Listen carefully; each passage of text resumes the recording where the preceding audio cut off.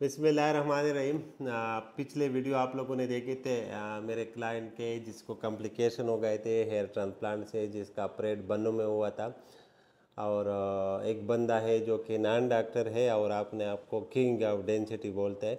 बहुत ज़्यादा डेंसिटी दी थी इसकी, जिसकी वजह से इसकी स्किन की नेक्रोसिस हो चुकी थी। और इसका डोनर साइड देख ले, जो मैं हमेशा कहता हूँ कि खुदा के बंदो 2-3 सेशन पे चले जाओ, लेकिन अपने डोनर को इस तरह ब्रूटली ख़राब नहीं करो। यानी इसको इतना ओवर हार्वेस्ट किया है डोनर साइड को कि बिल्कुल खाली हो गया है। दूसरा साइड थोड़ा दिखा दे, ये इसको ओवर हार्वेस्टिंग बोलते हैं, यानी ज़्यादा ग्राफ्ट की लालच में डोनर साइड बिल्कुल ख़राब किया हुआ है। तो इसका क्या हुआ कि इसके अभी 20 दिन हो गए सर्जरी के। जब सर्जरी तो मेरे पास 5वें दिन आया था, तो अल्हम्दुलिल्लाह 15 डेज में हमने इसके साथ जो मेहनत किया, वो ये खुद बता देगा। यानी बहुत खुश है इससे। जब इनिशियली हमने इसका स्किन हटाया, इसकी ये सारी जगह जो है ना पस से भरी हुई थी, अल्हम्दुलिल्लाह वो सारे अभी ठीक है, इसमें कोई पस नहीं है। लेकिन इसके सर का तो स्किन हमेशा के लिए ख़राब हो गया। फ्यूचर में आप लोग फिर कमेंट्स में यही क्वेश्चन करेंगे कि यहाँ पे दोबारा ग्राफ्ट लग सकते हैं। बिल्कुल यहाँ पे दोबारा ग्राफ्ट लग सकते हैं। फ्यूचर में ये होगा कि इसके ऊपर अभी आज हम इसके 5 स्किन उठाएंगे, थोड़ा सा टुकड़ा इस पे लगाएंगे, तो फिर वो टुकड़ा जब कामयाब हो जाए, यानी उसको स्किन ग्राफ्ट बोलते हैं। वो इस तरह गोश्त का टुकड़ा नहीं होते, बिल्कुल पतला कागज़ की तरह स्किन होती है। तो उसमें 6 महीने के बाद फेट डाल लेते, फिर अगले 6 महीने के बाद इसमें ट्रांसप्लांट भी हो सकता है। लेकिन इस बेचारे का ट्रांसप्लांट मुझे नहीं लगता है कि दोबारा सही वाला हो जाए, क्योंकि डोनर साइट इसका बिल्कुल उन्होंने ख़त्म कर दिया है। डोनर साइट से बहुत ज़्यादा और हार्वेस्टिंग की है। और दोनों साइडों पे अगर आप देख ले तो इससे मुझे मज़ीद ट्रांसप्लांट का भी नहीं। लेकिन ये है कि ये बेचारा इस चक्कर में, वो कहते हैं बाल को गोली मारो सर में ठीक हो जाऊं, बस इसको यही टेंशन है। क्योंकि ये रहीम खान से उन दिनों में जब आया था इसके साथ, जब ये वाक़या हो गया, तो वो 1 हफ्ता 10 दिन उस टाइम गुजारे। अभी मेरे ख्याल में कितने दिन हो गए कि पेशावर में हो। अभी तकरीबन 8 दिन हो गए हैं। इसको 8 मैंने दिन। रहीम खान भेजा था, मैंने कहा वो ड्रेसिंग दिए थे कि इसके ऊपर डेली ड्रेसिंग करने है। तो वहाँ पे कोई सर्जन इसको करता था, वो बस ठीक तरीके से करता था। लेकिन ये मुतमैन नहीं था, कहते नहीं मैंने सर आपके पास आना है जितने दिन भी गुजर जाए।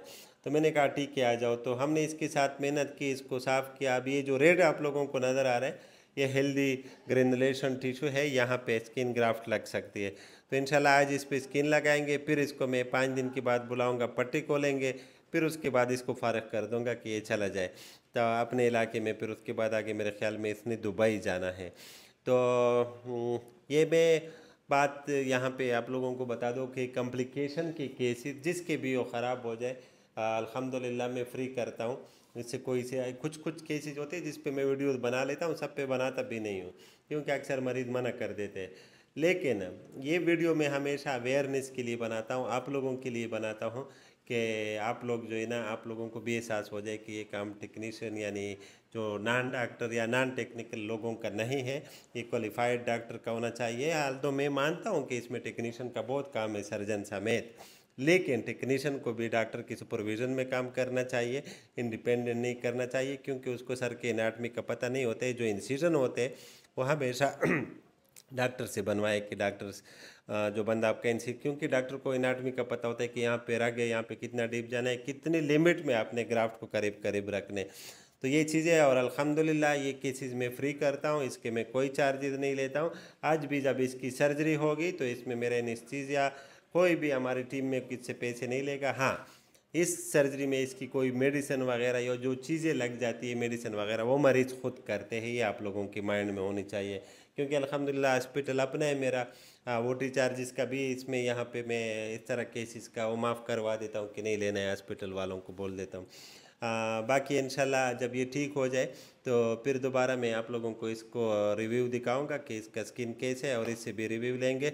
इससे भी पूछते हैं कि क्या गुजरा और कैसा फील कर रहे हैं अभी तक का फ़िलहाल, जब तक ये पेशावर में। ये कहते हैं सर आपने मुझे बड़ा मशहूर कर दिया, कहते पेशावर में हर कोई मुझे जानते हैं, जिधर भी जानता हो कहते तुम तो फलाने हो जी, बात कर ले तो। अस्सलाम वालेकुम भाईजान। मैं जनूबी पंजाब से हूँ, ज़िला रहीम खान से। मेरा ट्रांसप्लांट बन्नू में हुआ था, जो एक समझो कि नई ने कर दिया था। कोई सर्जन नहीं था, वो बाहर में उन्होंने लिखा हुआ था सर्जन। जब मैं ख़राब हुआ नहीं मेरी जल्द, तो उन्होंने कहा यार मैं सर्जन नहीं हूँ, तो वो दूसरों से फ़ोन पे मशवरे करके बोलता था इसको कौन सा इंजेक्शन लगाना है। तो मेरी सेहत बिगड़ गई थी, मैं बिल्कुल बोल नहीं सकता था, बुखार था, ये जगह सोच गई थी। तो जैसे कैसे वहाँ से अब्बू ने आके निकाला, हाथापाई भी हुई थी, नहीं छोड़ रहे थे वो लोग, बड़ी मुश्किल से उन्होंने कहा फिर वापस बनू लेके जा रहे हैं। बनू से एक मरतबा उन्होंने पेशावर लेके आए, यहाँ पे एक घर में उन्होंने मेरा ट्रीटमेंट किया।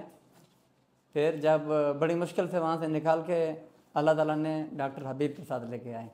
तो नसीब मेरा इस तरह का था कि जैसे इनके साथ आया तो शाम को इन्होंने मेरा जब ऑपरेशन किया ना, उसी टाइम आधे घंटे के बाद में जो मेरे रग में खुली हुई ना, तो ये जगह मेरी खुली हुई थी सारी, अल्हम्दुलिल्लाह। उसी टाइम मुझे सांस आया, पहले तो मैं ऐसा सोच रहा था कि ज़िंदगी चली गई है। उसी जब डॉक्टर साहब ने मेरा इलाज किया, ऑपरेशन किया, तो अल्हम्दुलिल्लाह मैंने बोला बस मुझे ज़िंदगी चाहिए, बाल वगैरह नहीं। लेकिन अगर बाल लगवाएं तो अच्छे से डॉक्टर को, सर्जन जो होता है ना, प्लास्टिक सर्जन, उसके साथ जाएं, तकलीफ़ नहीं होती है इसमें। बस जब आदमी कोई बिगड़ता है तो उसी टाइम वो लोग उसको सही करने की जिसके साथ टेक्निक हो जाए, वो तो कोई ना ही था, मेरे साथ में जुल्म हो गया। अच्छा, कॉम्प्लिकेशन हो सकते हैं किसी भी प्रोसीजर में, ये जहन से निकाल दो कि मैं अगर डॉक्टर हबीब से ट्रांसप्लांट कराऊंगा तो वो मुझे 100% गारंटी देगा, या किसी क्वालिफाइड डॉक्टर से कराऊंगा तो 100% गारंटी कभी नहीं होती है कि कॉम्प्लिकेशन नहीं होगा। मुझसे मरीज़ पूछते तो मैं यही बोलता हूँ कि नहीं, कॉम्प्लिकेशन आज तक हुए तो नहीं है मेरे, लेकिन हो सकता है, इस चीज़ की गारंटी नहीं दे सकता हूँ। लेकिन ये सोचे कि जो बंदा आपका काम कर रहा है वो आपके कॉम्प्लिकेशन को भी हैंडल कर सकता है या नहीं। अल्हम्दुलिल्लाह, रात की मैं बात करूँ, मेरा मरीज़ था, उसकी साइनोसिस हो रही थी, स्किन ब्लू हो रही थी, उसका मैंने दूर दूर ग्राफ्ट लगा दिए, क्या है, मैंने कहा दूसरा सेशन कर लेंगे, लेकिन आपका स्किन सेफ होना चाहिए। तो वो अल्हम्दुलिल्लाह सुबह को ठीक ठाक था, और जो डेंसिटी मैंने कम दी थी, मैंने कहा आप दूसरा सेशन कर लो। सेशन पे जाओ, लेकिन इस लालच में कि बहुत ज़्यादा डेंसिटी के साथ काम हो जाए, कभी ये लालच नहीं करो। तो अगर आप ये लालच करेंगे तो आपके स्किन का ये अंजाम हो सकता है। Thank you for watching. अल्लाह हाफिज़।